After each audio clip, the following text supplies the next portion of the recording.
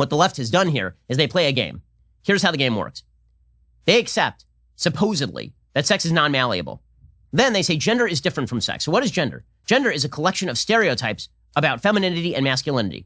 Okay, but now that they're stereotypes, you're saying that they're arbitrary, right? Because they're stereotypes. They're not connected to any sort of underlying biological reality. And yet you say that gender is so important and so real that those stereotypes actually make you a man or a woman. So now sex doesn't matter, right? So sex, which is the only thing that we can objectively tell, that doesn't matter because gender identity, which a second ago was a set of stereotypes that were supposedly foisted upon you by an intolerant society, those are the only things that matter. So if a man cross-dresses and dresses up as a woman, then this makes him transgender interested, perhaps, right? Maybe he's actually a girl, but it depends on his self-definition. If he's a man who just likes wearing a dress, then for sure he's just a man. But if he's a man who likes wearing a dress and also thinks he's a woman, then he is a transgender person.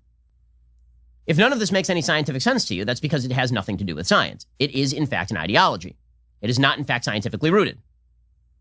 It is based entirely on the fallacy that that biological sex and gender characteristics are completely different, and yet gender characteristics matter more than biological sex.